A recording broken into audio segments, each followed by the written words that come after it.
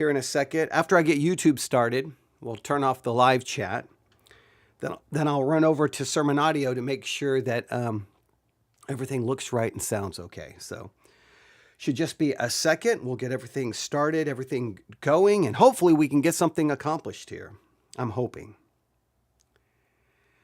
All right, opening up YouTube really quick. Doing a search for Theology Central. Maybe. There we go. Theology Central. Here we are. There we are. How do we sound? Something accomplished here. I'm hoping. Okay. I think that's good. Turn that off. Now jump over to Sermon Audio really quick and let's see how... Oh, we're the only ones broadcasting. Oh, that's really good. All right. So... I think we're good to go here, ladies and gentlemen. We'll give it a couple of seconds here. Hang on, where's my... All right. The map is not working exactly right. We'll give it just a couple of seconds to hopefully catch up. And, oh, there we are. We have 2 listening in Texas, and those 2 would be me, myself, because I clicked on the YouTube link, and I clicked on the Sermon Audio link. So there's 2 right there.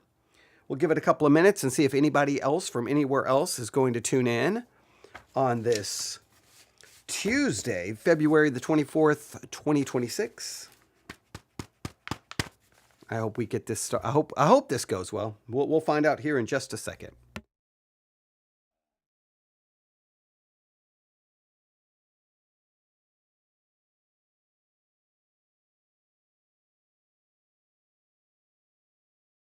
All right, we're going to get started here in just a minute. All right, I think we're good to go. I think we're just going to get started. I'm not going to delay this because I feel like I've got a window to get something done, and it's either now or never. And I feel the longer I delay getting started, the greater chance something is going to go wrong. So I'll do just a quick refresh, okay? I don't know if anybody else is going to tune in. That's okay. Ladies and gentlemen, we go live in 5, 4, 3, 2, and 1. Looking at our world from a theological perspective, this is the Theology Central Podcast, making theology central. Good afternoon, everyone. It is Tuesday, February the 24th, 2026. It is currently 12:24 p.m. Central Time, and I'm coming to you live from the Theology Central studio located right here in Abilene, Texas. Now, it's Tuesday. I want you to really think about this. I want you to be brutally honest with yourself. Let's just go back till Sunday. Maybe you went to church on Sunday. From the second you walked out of church on Sunday till today, Tuesday, February the 24th, 2026, at 12:24 p.m., can you honestly say you have lived victoriously over sin? Can you honestly say you have lived in victory over the dominion of sin? Sin has not had dominion over you. You have been free from sin. You've had victory over sin. You have demonstrated that you are dead to sin. I need you to be brutally honest with yourself. Okay, maybe you're thinking, yeah, I've been free of sin. I've lived in victory over sin's dominion. Maybe you're telling yourself all of that, but let me just take a minute and just remind you of some basic theological truths. These are biblical and theological truths. God's standard is not your standard. God's standard is not that you've lived better than other people you know. No, God's standard is that you are as holy as God is holy.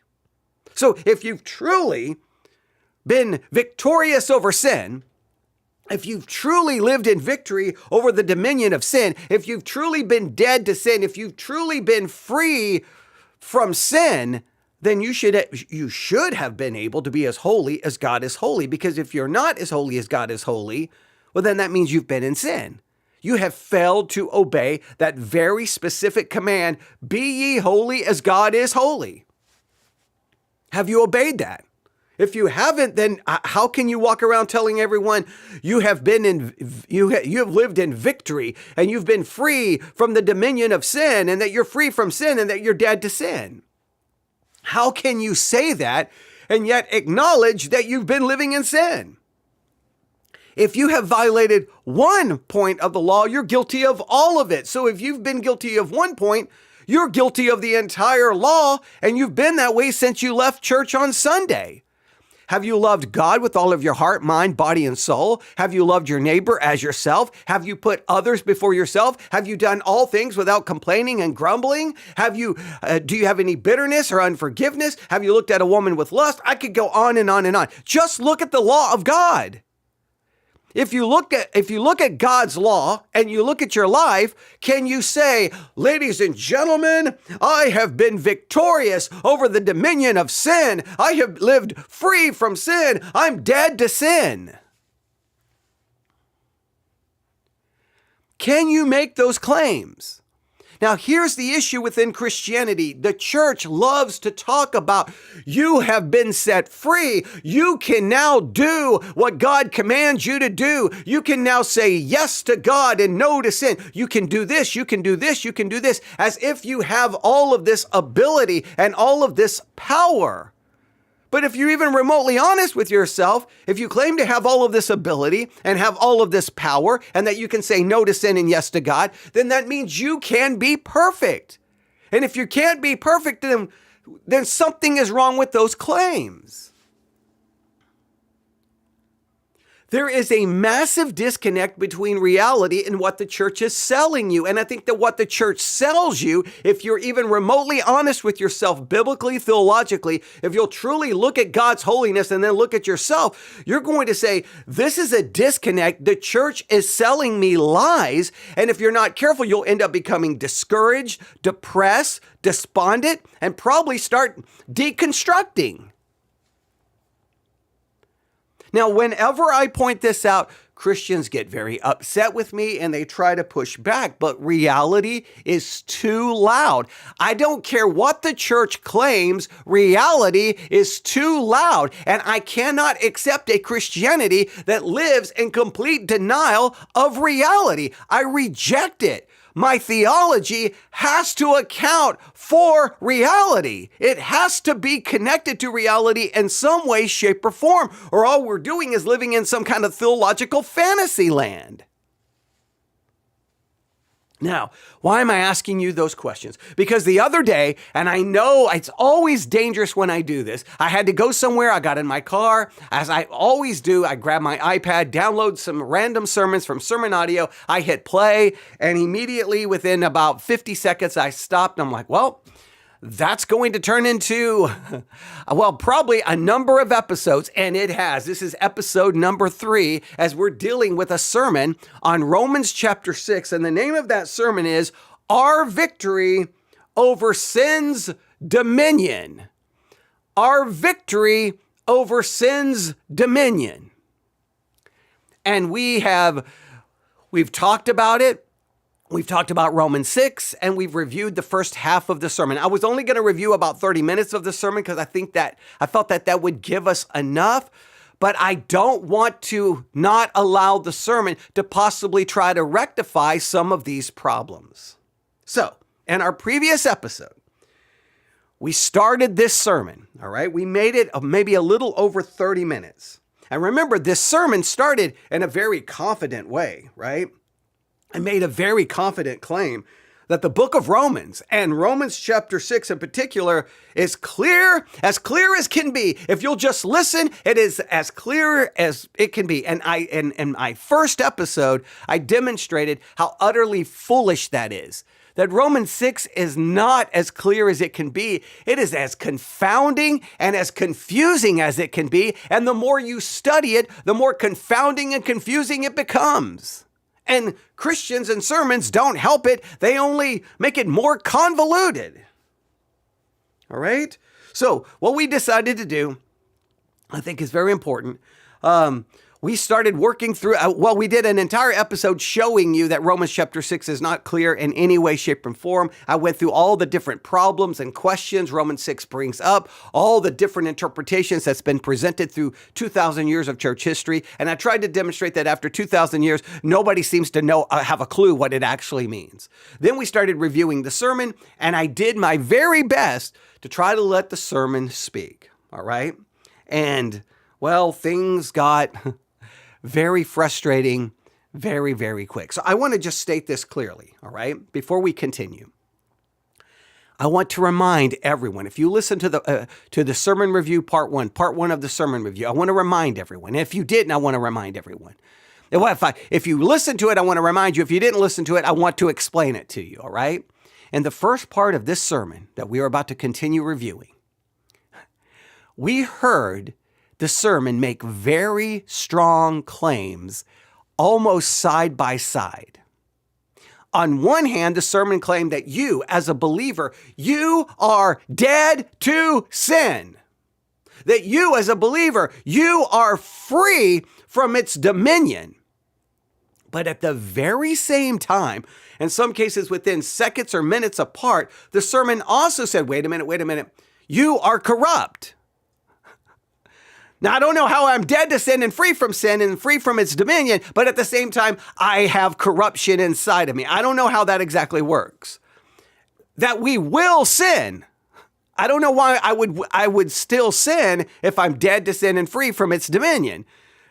The sermon never seems to rectify these. It goes on to say that we may live in sin for a long period of time. I don't even know what that means, because let me explain to you. You will live in sin for the rest of your life. From the moment of your conversion to the moment of your glorification, you will live in sin, because God's standard is that you be perfect as your heavenly Father is perfect, that you're holy as God is holy. You will never accomplish that, so that means you're living in sin. It just makes no sense.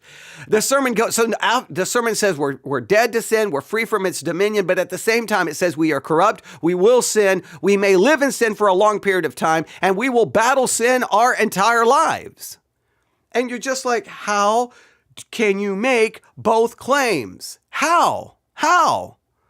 The sermon never really does anything up to the point that we've listened to. I think it's fair to say the sermon just states those claims. But listen, at this point in the sermon, there has been no attempt to explain or reconcile the obvious apparent conflict. Now, that doesn't mean at this point I'm going to declare the sermon is completely wrong. What I'm going to say is that this tension has clearly been established in the sermon. It's on the table, and if the sermon is going to do what it's supposed to do, it has to offer us a theological, biblical, and logical way of reconciling this tension and apparent contradiction. So as we continue this review, I guess the question is not whether the sermon uses biblical language, because the sermon does use biblical language. It's dead to sin, free. All these words are biblical words. But I think the question is this: does the sermon ever slow down to define its terms and actually explain how all of these claims can fit together? How can I be dead to sin, yet still corrupt and still sin? How can I be free from sin's dominion, but yet cannot reach perfection? See, if I'm dead to sin and I'm free from the dominion of sin, then, ladies and gentlemen, I can be perfect. I can be holy as God is holy. And if I cannot be perfect, and if I cannot be holy as God is holy, then that means something is keeping me from that. Therefore, it still reigns. I'm under its dominion because it is stopping me from doing what God is commanding me to do. Now, the sermon has already made the claim that I'm free to do what God commands. So that means I can be perfect. But at the same time, he never says I can be perfect. He says I'm going to sin. So I don't understand it. Whatever keeps me from perfection is still the dominant force and is in control. You can't tell Christians you're free to do what God commands and then turn around and say, but you're going to sin. No, if I'm free, then the expected outcome would be perfection. And Christians never try to reconcile this. They never. I'm going to give the sermon. This is one of the reasons I'm going to continue the sermon review, because we stop the sermon and I've got to at least believe that the pastor is going to come into this sermon at some point and say, hey guys, do you feel that contradiction? Do you see that tension? Here is the answer. And then he gives us the answer and we can be like, that's brilliant. Or we can be like, wait, what? Or does he just ignore it? I don't know. We're going to find out. Now, I want to make it very clear. This is a sermon review. This is not an exegetical study of Romans chapter 6. We can get to doing all of the work, an observational outline, running the 5 layers. We can do all of the exegetical work. This is a sermon review. I'm reviewing it in real time. What you're listening to, I'm listening to for the first time in real time. And so all I can do is react to it. I can't necessarily stop and go, okay, guys, let's go back to Romans chapter 6, verse 1, and let's start working on it exegetically. That would stop the entire review. So because I'm going to get some email, well, you didn't do this or you did. It's a sermon review happening in real time. I'm listening to it with you for the very first time. Okay, so I want to make sure we have that very, very clear. So what we're going to do is I've backed the sermon up just a few minutes. He's about to start talking about sin. Because if you notice in Romans chapter 6, verses 12 through 14, which is really the text for this sermon, look at how many times sin is mentioned. Let not sin therefore reign in your mortal bodies, neither yield your members as instruments of unrighteousness unto sin. Verse 14, for sin shall not have dominion. All right. Verse 11, likewise reckon ye yourselves to be dead unto sin. Sin is mentioned over and over and over and over and over. But how is he going to define sin? Is sin defined the same way through the entire chapter of Romans 6, or does it have different meanings? Now, I know you're going to be shocked by this. No one in Christianity can agree. It's just another one of the never-ending disagreements with Romans chapter 6. Do we understand sin as individual acts? Do we understand sin really as our nature? Do we understand sin as power or dominion? How do we understand it? Well, who knows? You know how you're going to understand it? How it fits your theological system. And that's a problem. All right, I won't get back into all of that. I won't reteach everything we did in part 1. Here we go. I don't know what's going to happen. Always remember, I go into this blind. I love it because there's a lot of it's exciting. Like, I don't know what's getting ready to happen. And so I'm like, I love listening to sermons, right? So if I'm like listening to sermons alone up here, I'm going to turn it on and I'm going to pace and I'm going to be talking back and forth to whatever sermon I listen to. But it's really, it's exciting, but it's scary to do it live because I don't know what's going to happen, right? So I may like, wait, what? And so I have to try to be like processing it in my brain, but I've got to be talking to you at the same time. A lot goes on. So it's just, sometimes people just expect me in a sermon review to go, well, you should have stopped and did all of this. Well, maybe I should have, but I'm trying to respond in real time. That's why typically sermon reviews then turn into an entire series where we go back and work through everything in a more exegetical way. So I don't know what's going to happen.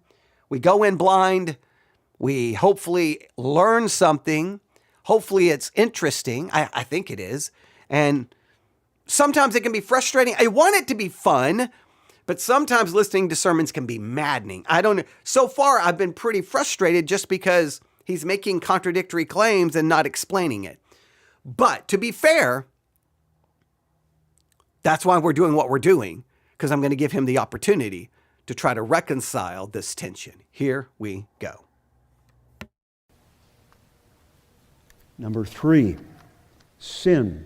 And this is going to take a long time to explain this concept. It's the biggest one in the text. Christians, freedom, sin, and then before we get to the second point, sanctification. But now, a lengthy explanation of the text's teaching about sin. Every verse in the text refers to sin. Let not sin. And then a pronoun at the end of that verse. Don't obey it. That's sin. In verse 13, unrighteousness unto sin. 14, for sin. Sin, sin, sin. We have to ask ourselves what sin is. And now, not sin from the point of view of the first 5 chapters of the book of Romans, where sin in its guilt-affecting work is, that is, sin that makes you ashamed and makes you responsibility to pay. That sin that requires justification, where God says you don't have to pay. And I'm not going to keep you in prison. I'm going to set you free. I declare you righteous. That's sin in one dimension. Now in chapters 6 and following, we're going to look at sin in a different dimension, and that's where sin has a power. Okay, now note, he just asserts. Throughout the sermon, he asserts, this is the way you understand this. He doesn't explain, exegete, defend, justify. He just makes an assertion. His assertion is, hey, the way sin is used in Romans 1 through 5, well, now it's different in 6 and following. Why? Who made the change? What's the textual justification for changing its meaning? And remember, he's gone with the standard outline of Romans. 1 through 5 is justification. 6 and following is sanctification.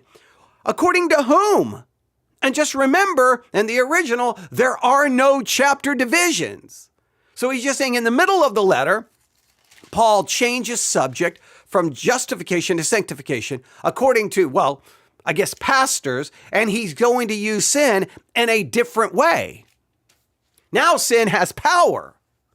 And so it seems like it almost like he wants to do, okay, in justification, sin condemns us, sin makes us guilty, and the answer to the condemning power or the condemning nature of sin until the nature of sin to make us ashamed and feel guilty, the answer to sin in chapters 1 through 5 is justification. That means we are sinners, we are condemned, we bring shame upon ourselves, and God's answer is justification, meaning God justifies us in a forensic way, a legal way. He legally declares me to be holy because Christ's righteousness and holiness is imputed to my account. I stand before God as perfect and holy. And then in chapter 6, he's like, no, now it's different. Now sin has power, and the answer for sin's power is not justification. It now has to be, I guess, sanctification. So the power of sin is, and his theology is not handled by my justification. It's handled by something separate. Now, this gets very confusing theologically. Stay with me. In non-Catholic theology, we believe we are justified, listen, not by an infused righteousness, but by an imputed righteousness. That means we are legally declared to be holy and righteous because righteousness is accredited to my account. It does not make me righteous. No righteousness is put inside of me. No change occurs because of justification other than my positional standing. That is changed. Nothing changes practically. Now, if you want to believe in an infused righteousness, then you need to go back to Roman Catholicism. And a lot of non-Catholics talk more like they believe in infused righteousness than they believe in imputed righteousness. But that's the whole point of the Protestant Reformation. No. I am not justified by righteousness being infused inside of me and that I cooperate with that righteousness to become more righteous. No.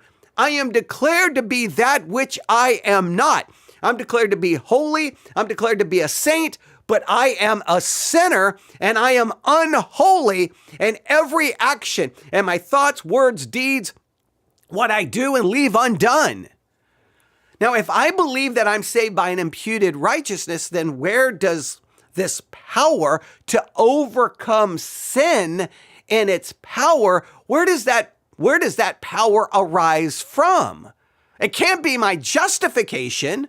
So then I'm justified, but then later on God comes and infuses righteousness into me? Does that righteousness come from? It can't come from my nature because my nature is still corrupt. Unless you're going to say the old nature is eradicated. Well, if the old nature is eradicated, then perfection should be expected. But nobody expects perfection. Why can't I get to perfection? Because I'm still corrupted. Well, if I'm still corrupted, then where does this power to overcome the power of sin come from? It can't be justification. And clearly, whatever power you say I have to overcome sin, it's not powerful enough to get me to perfection. So that means then something in me is more powerful than the power you say that I have. This is where Christianity literally begins to fall apart from a logical standpoint. And it's because Christianity does not want to deal with this very convoluted and difficult situation. Now, within Roman Catholicism, no, you are infused with righteousness. So you have righteousness inside of you. You cooperate with that righteousness. You feed that righteousness through the sacraments, which will strengthen it. And then you are in this battle. If you commit a venial sin, it weakens that grace. It weakens that righteousness. If you commit a mortal sin, it can completely kill it. So you need the church for penance and confession and absolution, and you have to be restored. And it's this ongoing, like you take 3 steps forward, you take 2 steps back, and you've got this righteousness inside of you, and you're fighting sin, and it's back and forth, back and forth. Protestants kind of come along and go, oh no, when you become saved, but you have power and you can do it and you've been set free and you can be, well, you can't be perfect. But they don't really explain wait, I thought righteousness was not infused into me. Well, it's not that it was infused into, at least Catholicism has a system that tries to explain it. We, on one hand, talk that we believe in imputed righteousness, but then we have a system that really seems to articulate an infused righteousness. And I'm sitting there going, I don't understand. Well, are we Catholic? Are we not Catholic? What are we? I don't know. And then we talk about all this power, but then we can't articulate. I don't. So he just wants to say, hey, the solution to sin in chapters 1 through 5 was justification. And I'm assuming he would believe that's justification by an imputed righteousness, not an infused righteousness, because if he says infused righteousness, well, then he's Roman Catholic and he's denied the entire Protestant Reformation. So, but then he believes 6 through following, there's a different thing we have to fight. We got to fight the power of sin. So how do we fight the power of sin? How? Well, is he going to give us an answer? I don't know. We're about to find out. An ability to control, to dominate. Sin is strong. Sin is very strong. We need to be afraid of sin. It can reign, verse 12. Like a king, it wants to in your life. It can have dominion. It tries to dominate you. That's what verse 14 says. It can make you yield, so you, as it were, tap out. I give up. I can't do anymore. You're destroying me. I'm finished. And you obey it, verse 12, as you obey a Lord. That's sin's goal. First, to make you guilty and ashamed, and know that you deserve hell, and then to take complete dominion in your life and make you absolutely miserable. Now note, he talks about what sin can do. It can dominate you, empower you, make you yield, make you tap out. So sin has all of this innate power to do these things. So he's saying, okay, here's sin. It has all of this power. Now I'm going to question this. Is the power outside of me, or is the power inside of me? Now, if the power is already inside of me, it's not that then the power can make me tap or the power can dominate me. If it's inside of me, then it's already dominating. And again, how can I prove that? Let me just ask you, be perfect. You can't. Why? Well, then something is dominating you. I can prove to you, it does not require, this does not even require going to Bible college or seminary. You can figure this out. Can you be perfect? If there's anyone listening to me who says they can be perfect, then we need to forget theology. We need to get you mental health intervention because you're delusional. You cannot be perfect if you understand the law of God. So if you can't be perfect, what is keeping you from perfection is dominating you. It's made you tap out. It's almost like he's like, hey, sin can do these things. It can. As if it's like there's this choice to be made. And I'm saying, no, sin is inside of you. Therefore, it corrupts everything you do.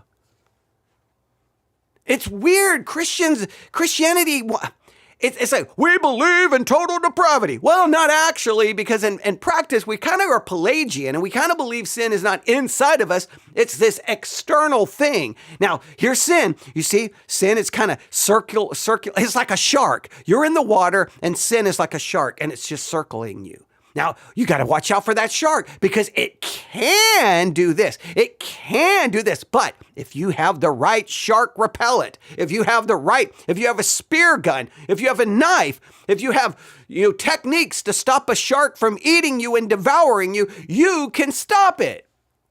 So is it me stopping it or is it God?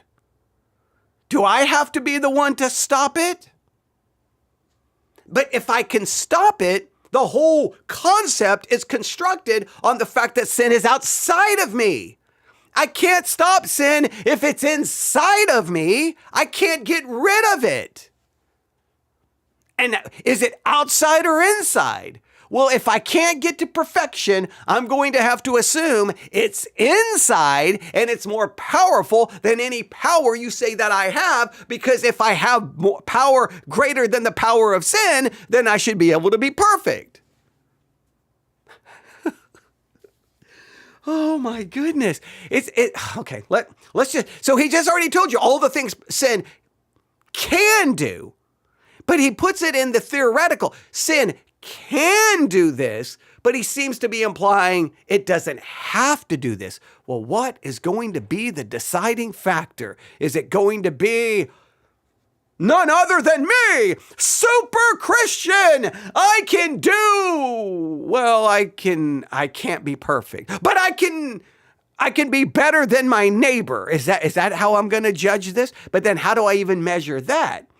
Because if I'm guilty of one point of the law, I'm guilty of all. If my neighbor is guilty of one point of the law, they're guilty of all. And if I'm guilty of one point of the law, I'm guilty of all. So that means we're both guilty of all. Oh my goodness. Sometimes, I'm telling you, sometimes listening to sermons and listening to Christians talk, I just look at myself, I just like, which way to Albuquerque? There are many different illustrations that one could use to make this point clear that sin wants to dominate. But here's the one I have tonight because it's on my mind every time spring comes around and I look at my yard and I am so unhappy with what I see in the back there. When we moved into the house we bought about 23 years ago, when I took the call to the seminary, it had a recently planted yard of beautiful bluegrass and it was pristine from one end to the other. It had been well kept, and we said, yes, that's what we want. We're going to keep it up. So we did. We watered it sufficiently. We mowed it properly. We aerated it in significant times. We fertilized it. We did everything that we needed to do. We took care of the weeds, broadleaf, pre-emergent, and all the rest. And it stayed nice for about 10 years, and after 10 years, I noticed something that I hadn't yet, except I had a sneaking suspicion that something was wrong. There was a pernicious look-alike grass, weed, that wasn't bluegrass, but looked for all the world like bluegrass until it was too late. It had taken over. Well, me being who I am, with liking to have a nice yard, I began working on that weed and tried to kill it. And I did. And then it came back. And then I tried to kill it by killing the whole backyard and planting all new grass, and so happy the next spring when all the new grass came up, and then by the end of the summer all of the pernicious dominating weed was there again. Maybe some of you know about that because you've had that problem in your yard. I finally gave up. I heard a talk show host, a garden expert, maybe you've listened on Saturday morning, take a call about this, and he, not completely joking, said, call a realtor. It's that bad. You're not going to get control of it, except, and here's the point that needs to be made, except radical, painful, expensive solutions. I gave up. Creeping around the side yards, it's going to go into the front, and there's very little I can do about it except radical, painful, expensive remedy, like getting a bobcat, cutting off the top layer of all the soil around, bringing a new load of dirt in, and planting new. Expensive, radical, painful. I don't want to do that. But I don't have any choice when it comes to sin that has dominated me in my personal life. Okay, so we got to think this illustration. Sin is like pernicious weeds, and we cannot let those weeds grow and dominate. And it sounds like it's going to have to be painful and radical and costly for us to get rid of it. But it seems that it's possible that we can stop the sin from growing.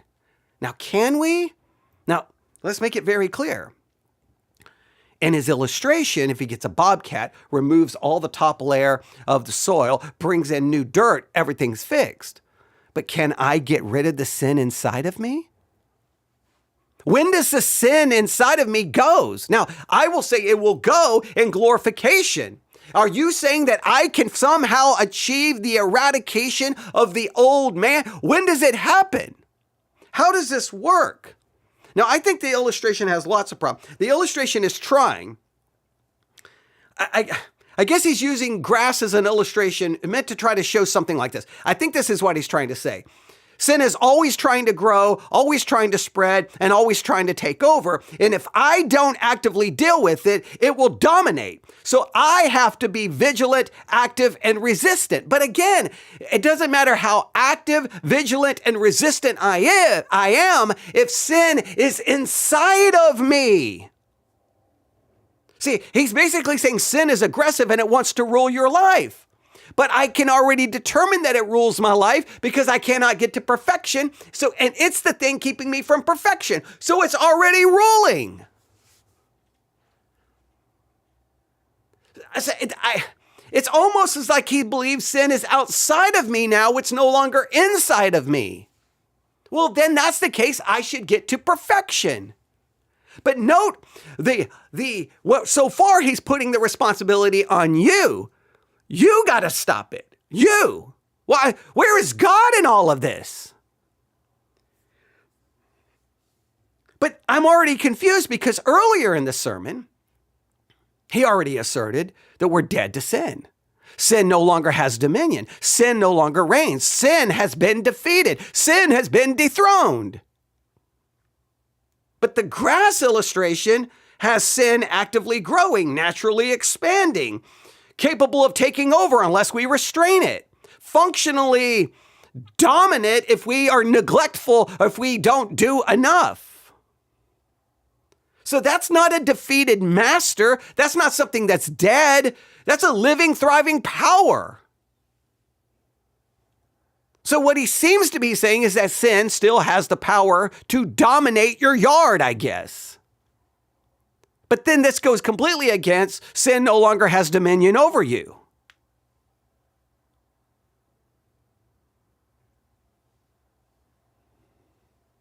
So I don't even, let's just see where he goes. I am going to be hopeful that he's going to somehow reconcile the tension he's creating. But I just want you to see this. This illustration is just theologically broken. So let me help you. Sin is inside of you. Sin is a corrupting force inside of you, and it impacts everything you do in your life. The way you love, the way you forgive, you not forgiving, bitter. Every part of your life, thought, word, deed is corrupted because of the corruption inside of you. And I don't care how much you go to church. I don't care how much you read your Bible. I don't care if you buy a whip and start whipping yourself. I don't care if you sit here and smack yourself across the side of the face. It's not going to fix anything because sin is inside of you until glorification. You are going to sin. That's why historically in liturgical churches, how do you begin the worship service? After the introduction, you stand and you say, we confess that we have sinned in thought, word, and deed by what we have done and by what we have left undone. We are sinners by nature. We confess our sin in liturgical services, and you do that every single service, every single Sunday, every single Wednesday, every time, because you're acknowledging no matter what. I went to church last Sunday and I sinned this week, and I'm going to go to church this Sunday and I'm going to sin the week to come because you are in sin. Why? Because the weed of sin has already dominated your yard. It's called the sin nature, and you are corrupted with it and by it. And any attempt to say that the sin nature has been eradicated is lunacy. It's insanity. It's ridiculous. I'm going to be even more blunt. It's stupid. It's foolish because it denies what is so real that there's 2,000 years of church history. What has the church done? Sin, sin, sin, sin, sin, sin, sin, sin, sin, sin, sin.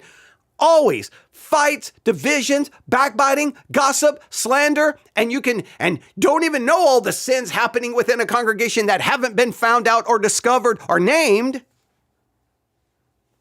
And you know your own life. So let's see if he's gonna, somehow he's got to reconcile, hey, we're dead, we're free, sin, with the idea that sin is like a weed and it keeps trying to grow in your yard and you've got to spend all of this time trying to get rid of it. Now think of the comparisons there. I see 5 of them. Like that pernicious, dominating weed, sin comes in unwanted and sometimes unnoticed. Number 2, like that weed, sin's goal is to dominate, to reign, to have dominion. Number 3, like that weed, sin's end is ruin. Sin, verse 16 says, unto death. Number 4, unless it's caught early, only the most radical, painful, expensive measures will eliminate it. Number 5, therefore, constant vigilance to keep your Christian life beautiful and avoid misery and ruin. Constant vigilance. Now, it seems to imply that I can get rid of it. That if with enough extreme, measures, costly measures, extreme measures, I can actually get rid of it. And I have to do due diligence. I've got to be vigilant. All right, let's do this. So if I'm vigilant enough, I can stop sin from happening. Man, that's it. I figured it out. February the 24th, 2026, ladies and gentlemen, I am going to go on a full vigilant marathon, and I will report back to you next Tuesday, and I will tell you how unsuccessful I was, because I can tell you no matter what do I have to do to be vigilant? Do I have to read my Bible 24 hours a day, 7 days a week? Do I have to live in prayer? Do I quit my job? Do I rip out my eyes, cut off my hands, go live in a monastery? Do I beat myself? What do I do? Do I take a gun and kill myself? That will fix it. That will do it. That'll be the end. What do I got to do? If I'm just vigilant enough, I can stop sin.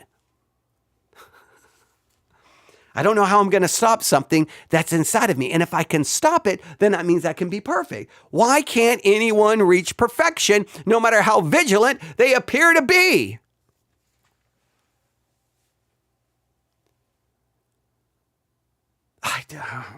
Oh my goodness gracious. So what he's basically saying, hey, here's the problem. You're the problem. You're not doing enough. You're not taking extreme measures. You're not taking costly measures. You're not vigilant enough. You're not working hard enough. Work harder. Come on. So guess what his solution is to the sin problem? It is work. It is law. You're going to overcome sin by your effort, by your work, and by obeying the law. Well, I mean, you'd have to obey the law in order to... I don't even know how it's supposed to work. All right. Now, look, all I can do is react to what I'm hearing. I am still allowing for him to fix all of this and make it make sense. I can only respond to what I'm hearing. I am not in any way making a determination or a judgment in where he is going. He may have a solution. So far, we are, over halfway into this sermon, and I don't even know how the solution is supposed to work, other than snap out of it and be vigilant.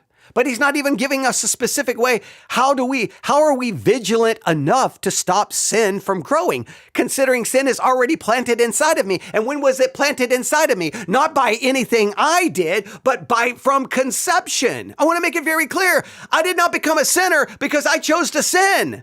I sinned because I was a sinner. That I repeat that constantly because Christians always have this idea like sin is this external thing and I can just stop it. No, I've been sinning from the womb. I go forth sinning in some capacity and selfishness, all the different things. No one has to tell you to lie. No one has to teach you to be selfish. No one has to teach you any of those things. They come from your nature.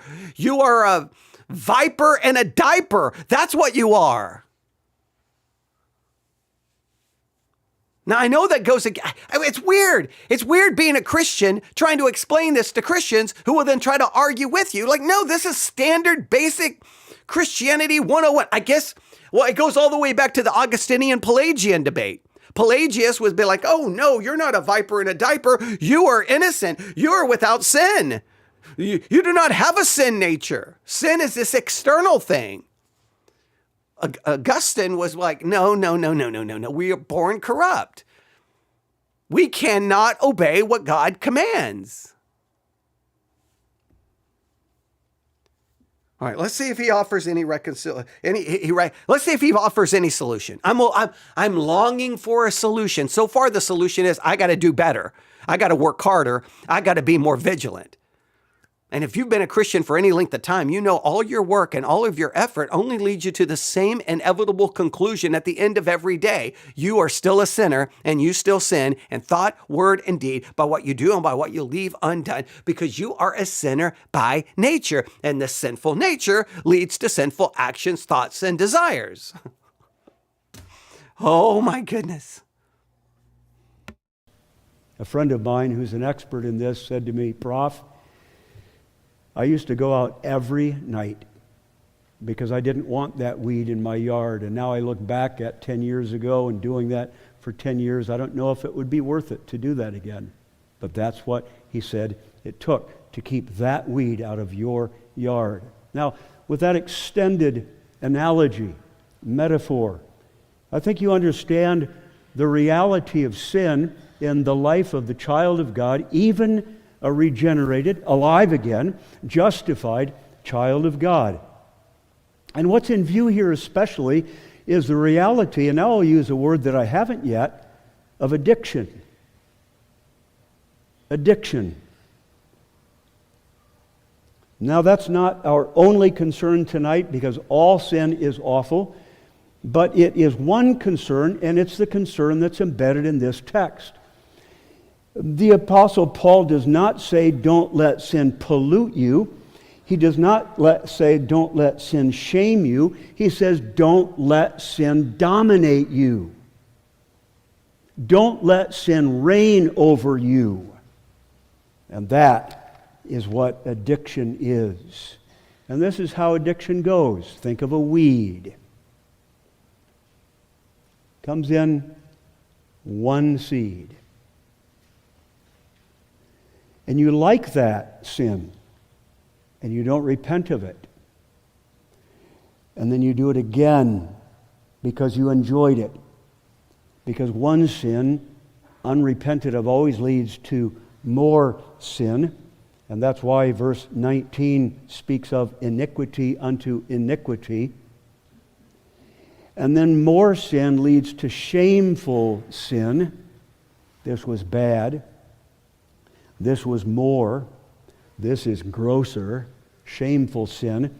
And that's why verse 21 talks about the people of God looking back, that now they're ashamed of those things that they did, but they weren't ashamed then. That's the reality of what sin does.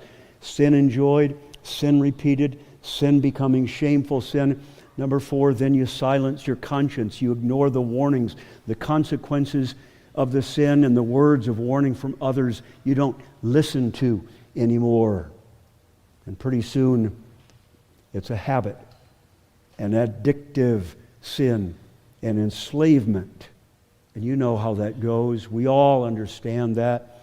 Compulsive searches for satisfaction that gives you a little bit, and then you need more, and you need more, and you need more, and none of them last. And you're unresponsive to the consequences of getting caught and making a bad payment, maybe a ticket or something on your license.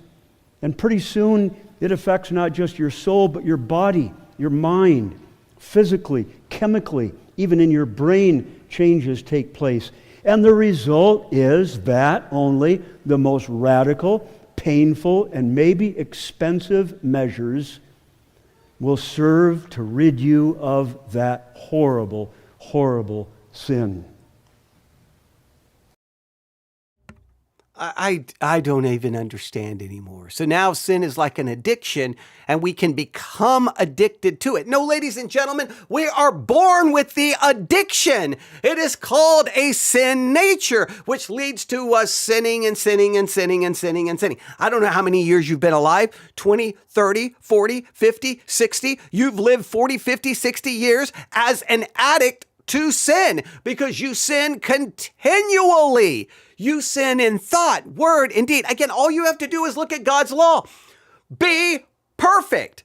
Be holy. Love God with every part of your being. Love your neighbor. Put others before yourself. Just put all of God's law in front of you, and you're like, can't do it. Don't do it. Fail, fail, fail. Why not? Why not? Because you are addicted to your nature, which is a sin nature, which corrupts every part of your being. He's like, hey, don't get addicted. He's already seemingly completely ignoring the reality of the nature already inside of us. And then secondly, he continues to put forth this idea that you can get rid of it.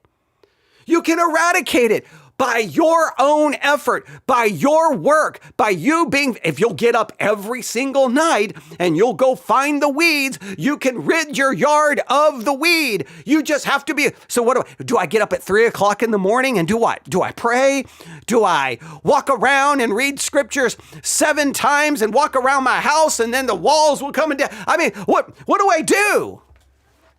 How do I fix it? And why does Paul not figure it out? Because in Romans 7, he's like, the things I want to do, I don't do. And the things I don't want to do, I do. Why does Paul not figure it out? Why does the Bible say the only one who seems to be without sin is one person, which is Jesus Christ? Why are we not looking to Christ? Why are we not looking to our justification? Why are we looking to solve sin by what we do? Because we're never going to fix it. We can fight a specific sin. We can fight against it in many cases. All we will do is stop the external behavior. It does not stop the internal problem, which is still a sin, or we just replace it with a different sin. But even if I stop one sin, as long as I'm committing one, if I stop one sin, but I'm still committing another sin, according to the law, that one sin makes me guilty of all the law, even the sin that I stopped doing. The Bible puts you in a no-win situation other than your only hope is to look to Christ, look to the gospel, do not look to the law. He wants you to overcome sin by law, not by gospel. And you cannot overcome sin by law because law will only condemn you and expose your inability. This is like we're standing at the foot of Mount Sinai, and here's the trembling and the fear and the fire, and don't even touch the mountain or you will die. Oh my, there's the law. Okay, all right. And what he's saying, hey now guys, you see that law? Oh, it looks insurmountable. It looks impossible. But you know what? If you have enough vigilance, if you're willing to pay the cost, if you're willing to take extreme measures, you can obey that law. That is stupid. That is still logically incompetent. That is ridiculous. I don't care how vigilant you are. That law coming down from Mount Sinai, you're not going to keep. You cannot keep. It's only going to expose that. I don't care if you wake up every morning at 3 o'clock in the morning trying to get rid of that sin. You're going to still be in sin. And that's historical, theologically sound Christianity. That's not a new concept. That goes all the way back to the Augustinian Pelagian debate. It's Bible.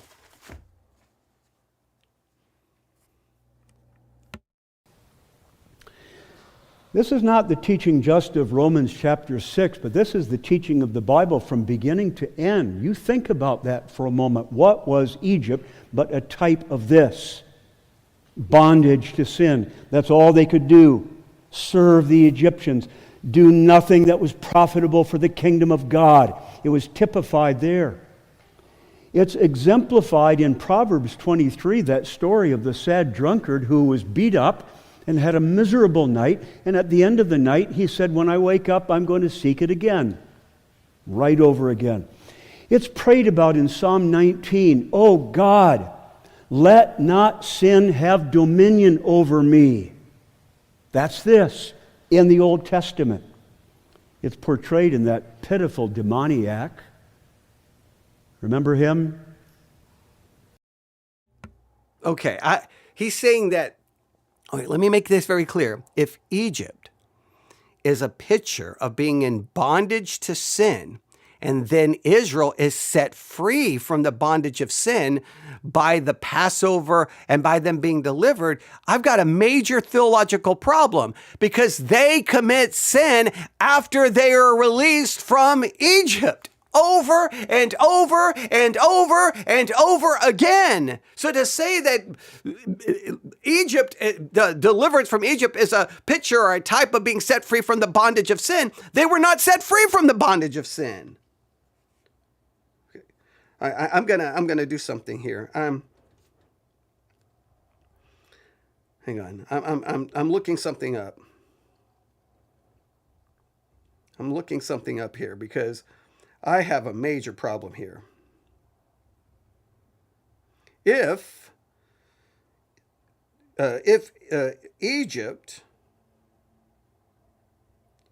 Egypt, hang on,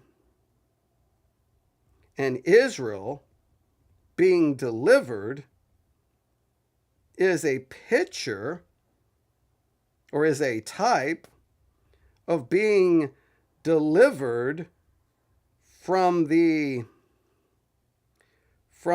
bondage of sin,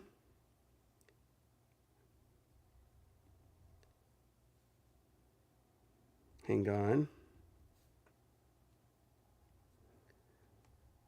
It makes no sense since Israel just keeps on sinning over and over and over and over. All right.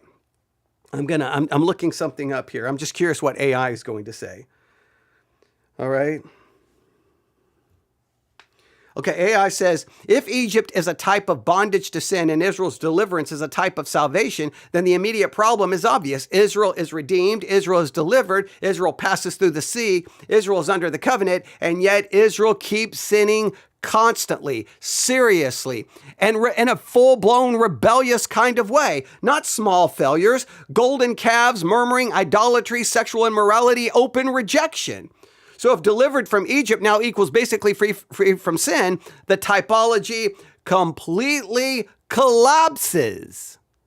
So we are not set free from the bondage of sin. We are set free from the bondage of sin as far as being condemned by it, being sent to hell from it. Yes, I am set free from being in bondage to sin, keeping me from salvation. God delivers me and saves me through the blood of his son. I am set free that way. I am set free positionally. I'm set free legally. I am not set free practically. Running naked in the graveyard, strong as death, no one could control him, hurting himself, scaring other people. That's a perfect picture of someone addicted to sin who no one can touch. And only the most radical measures, painful and maybe expensive, can help him. It's mentioned in 1 Corinthians chapter 6, verse 10. All things are lawful. And that opens up the possibility of doing something that you may do, but if you're not careful, it becomes something that has power over you. All things are lawful, Paul says, but I will not be brought under the power of any. So this is a teaching that's mentioned in all of the Bible from beginning to end, and we can Is a teaching mentioned in the Bible from beginning to end as I take biblical stories and turn them into a typology and say the typology fits my teaching. Your typology is, oh man, it's just garbage. This just irritates me. Hey, it's a teaching in the Bible. And where am I going to go? I'm going to go to passages that are not teaching anything. They're stories. And then I'm going to say, oh, this type fits my conclusion. Oh my goodness, I'm getting irritated, ladies and gentlemen. I just hate when pastors do. See, here's my teaching. Look, you see that story? It's a type of it. Wait. Let's take your type to its logical conclusion. Either one, you have to teach, then you're completely set free and you can be perfect, which you don't accept. So then then this type doesn't work. You've been set free. I mean, you're not really free. I mean, you're still going to sin. You can't get to perfect. So then what is it? Well, I'm set free. How? And 20% more and again, you're using you're using historical narratives, and you're saying it serves as a type for your conclusion. That's not how we do hermeneutics. Give examples, but you ought not limit your thoughts to these: alcohol, tobacco, and all kinds of other substances. Tobacco? What in the world? So now tobacco is a sin? Where is that in Scripture? If tobacco is a sin, then is Coke a sin? And I don't mean Coke like a drug. I'm Coca-Cola. Is that a sin? Is Doritos a sin? Because you say tobacco is a sin because it's harmful, well, then any food that is harmful would be a sin. Does the Bible condemn tobacco? Now, alcohol, it condemns getting drunk. You can't say, are you going to say it condemns drinking of it? Well, then how in the world did the Christians in Corinth get drunk at the Lord's table if they weren't drinking wine?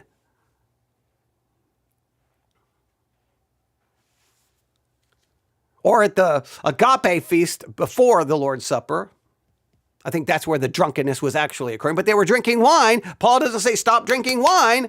He condemns the drunkenness. Now, I'm not saying, hey, alcohol is wonderful or great. I'm just saying we have to go. Scripture doesn't say anything about tobacco. Nothing. Where are you going to get that? And the Bible doesn't condemn drinking, it condemns drunkenness. Now, you could argue these things, like especially with alcohol, there could be dangers there because it lowers your, discernment, your judgment, your inhibitions. It lowers them and can make you vulnerable. Okay, we could talk about that. But once again, he's pointing to all the external stuff. He's not once acknowledged what's inside of me. Alcohol may cause me problems, but ladies and gentlemen, I got an entire brewery inside of me called a sin nature.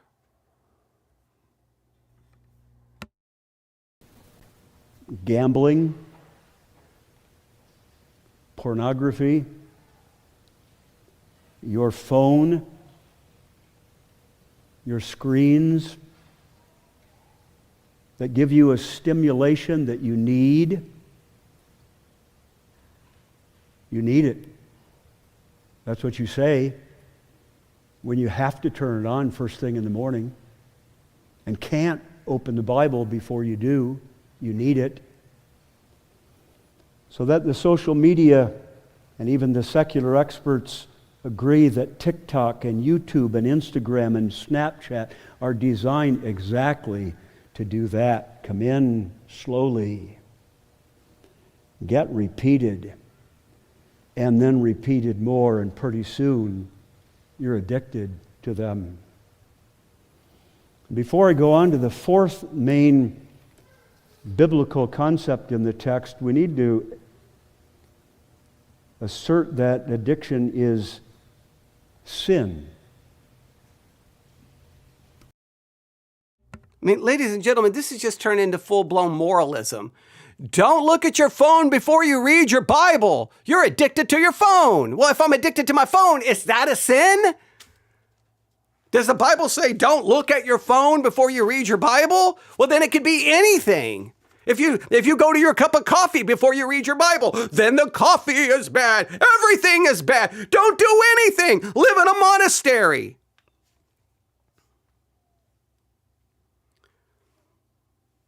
The sermon claimed early on that we're dead to sin, we're free from the dominion, we're united with Christ, and we have a new identity. But now it's like, don't drink, don't smoke, don't scroll, don't indulge, don't let things control you. This has just now turned into full-blown behavioral modification, behavioral regulation. Once a sermon says you're dead to sin, sin has no dominion, you are free, but then it has to still go on and try to say, but there's ongoing failure, there's persistent habits, there's repeated sin. Sin is like a weed that will grow inside of you. Sin will do this, sin will do this, sin will do this, sin. Because it's got to explain the reality of ongoing sin. But I thought I was dead. I thought I was free. I thought the sin I no longer had dominion.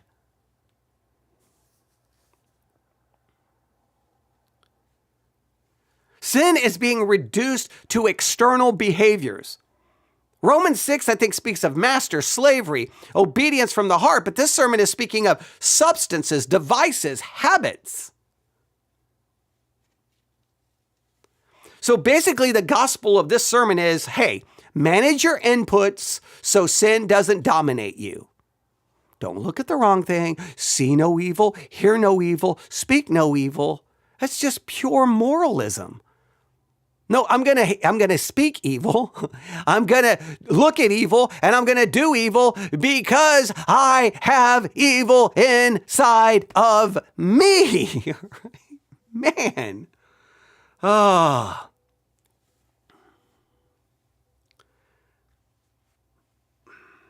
I don't even know. I don't even know what to do. We're at 65 minutes. Oh my goodness. Okay, we're going to have to do another part. We're going to have to. I don't want to. I want to be so done with this sermon, but I have to hold out hope that he's going to provide some kind of reconciliation to all of this.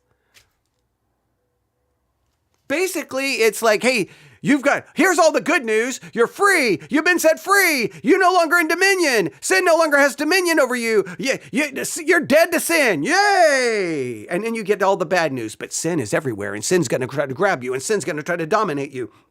And you've got to take radical, extreme, costly measures to try to get rid of it. You've got to work. You've got to do this. Don't look at your phone. Don't smoke. Don't dance. I mean, he didn't say dance, but I mean, just we'll throw that in. Don't dance. Don't smoke. Don't chew. Don't run with the girls that do. Don't do it. Don't do anything. Go join a monastery. Rip out your eyes. Cut off your hands. You can do it. Don't look at your phone. Well, you put your sermons online. I wonder how people are listening to your sermons. I know he's not saying you can't look at your phone, but if the phone is that dangerous, maybe you don't, that would be connected to the internet, which the same problem can happen with a computer as with the phone and with a tablet. How about you just put your sermons offline and just tell people to stay off the internet? He talks about TikTok and YouTube. I wonder if his sermons are available on YouTube.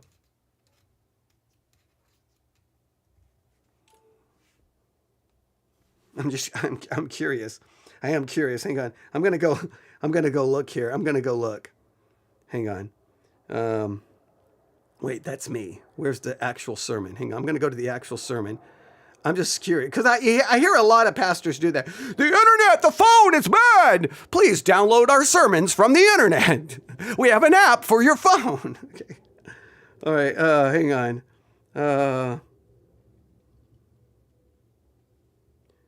Oh, they have a website. Oh, shocking. They have a website. I wonder why. Okay. Hang on. Let me see here.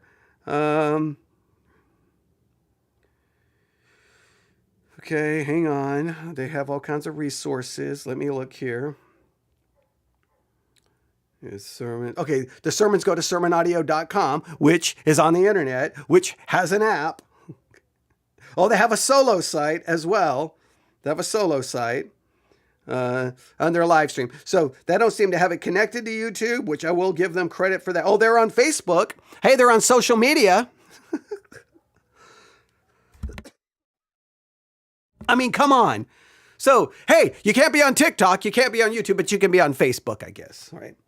As long as you're not on where the kids are, then you're good to go. If you're on where all the old people are, Facebook, good to go. You don't want to be on TikTok or YouTube because, and now you're, I just don't get it. This is a complete destruction of anything theologically sound. I do not understand how Christianity operates this way. On one hand, it's like you've been set free. You have power. Sin no longer has dominion. And remember, he already said that you have the power now to say yes to whatever God wants, whatever God demands. But now it sounds like I got to do all of this other stuff if I don't do this, if I don't do this. So am I free? Am I not free? I don't know. I don't even know how to understand this sermon at this point. But I'm going to be fair here. We're going to do a part 3. We have to. And the reason we're going to do a part 3 is I've got to believe in the last 20 minutes of this sermon, he is going to offer me some kind of solution. And what I'm guessing, if we were placing bets, here's what I would say. He's going to do some of this weird well, you are this, but you're not yet it. You are free, but you're not yet completely free. You are dead, but you're not yet completely dead. You can obey God, but you won't yet obey God. This kind of you're yet, but not yet kind of thing. It's a ridiculous way Christians try to get around this. Drives me to the point of drinking. Wait, I can't drink because I could be, you know what I should do is avoid sermons because they literally drive me to the point of insanity. But it's going to be this weird, you're free, but you're not really free. You can say yes to God, but you can't really say yes to God. You're dead, but you're not really dead. So what it comes down to, the Christian life is your ability to stop yourself from sinning. That is the solution. And he never points us to the solution of Jesus Christ and Christ fulfilling the demands of the law for me, and that in Christ I am positionally perfect, holy, righteous, and obedient by imputed righteousness, not infused, okay? I know that's a weird concept, I guess, for Protestants. The entire Protestant Reformation comes down to imputed versus infused, but okay, somehow we forget that in 2026. It's just insane. But That's the solution. You say, well, what's the solution practically? The solution practically is I have to continue to go back to Christ and ask for forgiveness because I'm going to be in sin in some way, shape, or form, 24 hours a day, 7 days a week. You say, is there any victory? Oh, you can fight, you can struggle, but I'm sorry, whatever victory you think you achieve from the standard of God's law, you are still not going to be anything other than in sin. Because if you're guilty of one point of the law, you're guilty of all of it. I could go on and on. I've said it now 50 times. Man, I wanted to finish this sermon. I wanted to. I will say this.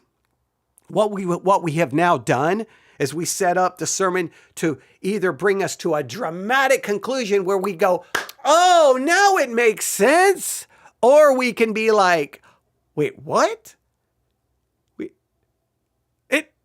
That's it? That's the explanation? Or we can be like, wait, that's insane. So I don't know. We're going to be like, that's an insane solution, or wait, that's it? That's the solution? And we're going to be underwhelmed, or three, we're going to be like, wow, that's the greatest solution I've ever heard. At this point, I am so confused. Makes all of these claims about what we supposedly can do, and then spend the rest of the time talking about how much danger we're in. But I wouldn't be any danger if I've been set free. If I can just say yes to God, I'm not in any danger because my old nature would have to be gone. I do not understand.